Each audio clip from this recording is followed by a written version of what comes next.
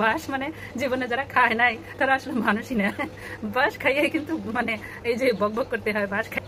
বাঁশ 2 প্রকার অথবা 3 প্রকার। আচ্ছা, বাঁশ যারা জীবনে খায় নাই তাদের জন্য এই ভিডিও।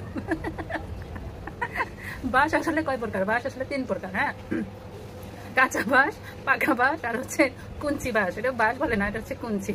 তো ওই যে কাঁচা বাঁশ তো আর সবসময় দেওয়া যায় না, দিলে তো আসলে ওই যে পাকা বাঁশই দিতে হয়।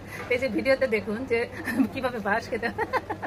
বড় হতে গেলে তো বাঁশ খেতেই হবে। যারা একসময় বোবা থাকে, কথা বলতে পারে না, মানুষ মানে খইসে খইসে যাদের অবহেলা করে, যাদের মানে মেরে ফেলার জন্য প্ল্যান করে, যাদের মানে কি বলবো পায়ের নিচে ফেলার জন্য যাদের প্ল্যান করে না, তারাই একসময় মানে যাদেরকে করে, মানে যারা করে ওই মানুষটাকে, সেই মানুষটা কিন্তু সবসময় বোবা থাকে না। হ্যাঁ, তো সারা জীবন যে একটা মানুষ বাঁশ খেয়েই যাবে, বাঁশ যে দিবে না বা দিতে পারে না, এই ধারণাগুলো ভুল। হ্যাঁ, একটা মানুষ বাঁশ খাইতে খেতেই কিন্তু বাঁশ দেওয়া শেখা যায়। যাই হোক, শুধু যে বাঁশ খাবেন বাঁশ দিবেন না, এটা তো হতে পারে না। মানে ওই যে এর আগে বলেছিলাম না যে আকাশের দিকে থুতু ফেললে নিজের গায়ে লাগে। তো সারা জীবন খালি বাঁশ দিয়ে যাবেন, আপনারা বাঁশ খাবেন না, এটা তো কখনো সম্ভব না। তো বাঁশ এখন যাদেরকে দিচ্ছেন বা এখন মানে দেওয়ার প্ল্যান এখনো যারা করতেছেন, তাদের জন্য একটা মানে গুড নিউজ যে এরকম করে বাঁশ কিন্তু একটা সময় খেতে হয়। তো যাদেরকে দিচ্ছেন তারা হয়তো মুখ চুপ করে আছে কিংবা নীরব আছে, সহ্য করে যাইতেছে, কারণ তার পজিশনটা হয়তো তেমনটা ভালো না, কিংবা তার পজিশনটা এখন ওরকম হয় নাই যে বাঁশ দিবে। তো সে হয়তো এই কারণে নানান কথা চিন্তা ভাবনাই করে সে হয়তো চুপচাপ আছে। তার মানে এই নয় যে সে চুপচাপ আছে বলে যে সারা জীবন বাঁশ খেয়ে যাবে, তা কিন্তু না। হ্যাঁ, সেও বাঁশ দিবে সময় হলে।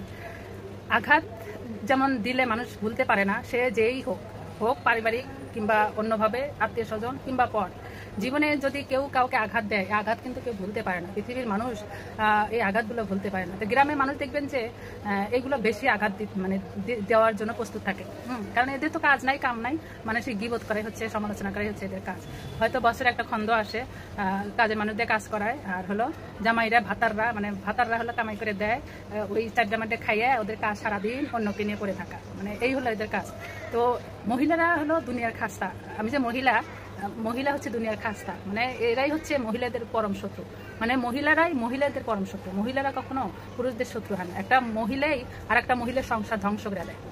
একটা মহিলাই আর একটা পরিবারে মানে আঘাত আনে। একটা মহিলাই মানে তার মানে সব দিক দিয়ে যত ঝামেলার গোড়া হচ্ছে মহিলা। এই মহিলা আর এই ভাবি টাইপের লোকগুলা হচ্ছে একটা সংসার ধ্বংস করার মেইন পয়েন্ট।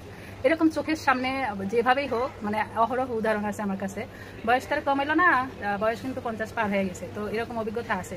তো যারা বাঁশ খাওয়া এক সময়, সারা দিতেছো এক সময়, যারা দিছো সেটা খাওয়ার জন্য তৈরি থাকো। কারণ মানুষকে বাঁশ না দিলেও আল্লাহ একটা সময় ঠিক বিচার করবে। আল্লাহ এক সময় ঠিক বিচার করে।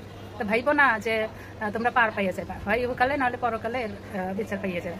এখন তো ওই যে আয়ামে জাহিলের যুগ এসে গেছে। এই যে আয়ামে জাহিলের যুগ এসে গেছে।